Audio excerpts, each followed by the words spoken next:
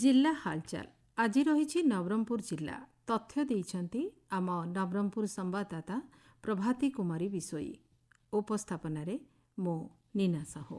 भारतीय स्वाधीनता संग्राम ऐतिहासिक कीर्ति बहन करुथिबा स्मृतिराजी को अक्षुण्ण रखिबा पई राज्य सरकार प्रयास आरंभ करिसेंती। एही क्रमरे नवरंगपुर जिल्लार रक्ततीर्थ पापड़ाहांडीर टूरी नदी निकटरे थिबा शहीद स्मृति मीनार विकास पई प्रयास आरंभ होईछि।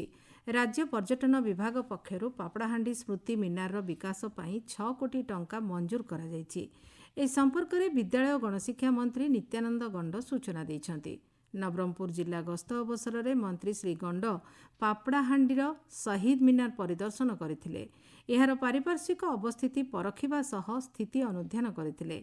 भारतीय मुक्ति संग्राम महान गाथा को अविस्मरणीय करी रखिबा सह आमर स्वाधीनता संग्रामी को उपयुक्त सम्मान प्रदर्शन पई राज्य सरकार प्रयास करुछंती बोली मंत्री श्री गंड प्रकाश करिबा सह 6 कोटी टंकार अर्थ अनुदान रे एही स्मृतिपीठर आनुषंगिक विकास कराजिबो बोली कहिसंती। एही अवसर में मंत्री नित्यानंद गंड कहिथिले, नवरंगपुर जिल्लार पापड़ाहांडी शहीद मीनार ये जो पापड़ाहांडी पुरी नदी कूल देश स्वाधीन करिबा पाई महात्मा गांधी असहयोग आंदोलन जेतेबेले करिथिले सेते बेलकु नवरंगपुर जिल्लार भी अनेक एमती जो माने देश प्रेमी एवं देश स्वाधीनता रे तांकर भी जो अवदान रही मानिको डाकरारे से माने देश मुक्ति आंदोलन रे से माने भाग नैथिले एवं पापड़ाहांडी टूरी नदी कूल रे से माने जेतेबेले डाबुगां थाना को घेराव करबा पाई जाइथिले सेते बेलकु इंग्रेज माने तांकर ऊपर गुली चालना करुथिले। माधव प्रधानी नेतृत्व रे सेते बेले 19 जन शहीद होइथिले एवं टूरी नदी को रक्त तीर्थ टूरी नदी बोली कहती। तो ये आमे नवरंगपुर वासी तांको पाए आमे गर्व अनुभव करू जे कि देश मातृत्व पाए निजको उत्सर्ग करि देइथिले।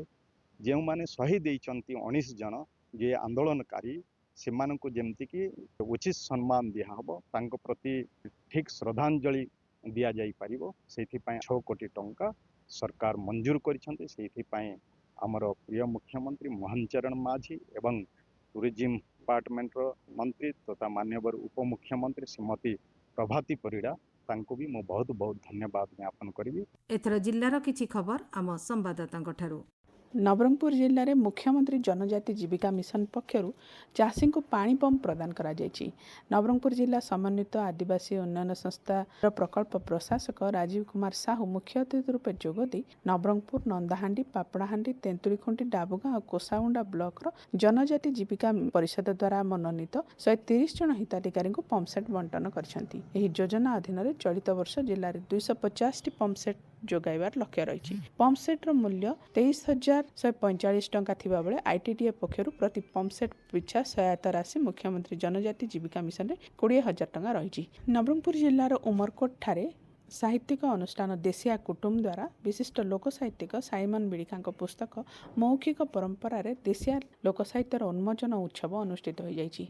देशिया कुटुंबर सभापति धर्मराज माझी सभापतित्व अनुष्ठित यह कार्यक्रम में विशिष्ट लोक संस्कृतिविद कुंज बिहारी दास देशिया भाषार विशिष्ट कवि रंजन महुरिया उमरकोट पौरपालिकार कार्यनिर्वाही अधिकारी आलोक अनुगुलिया जोग देथिले। एही पुस्तक को श्रीमती प्रभाती विषय समीक्षा करथिले।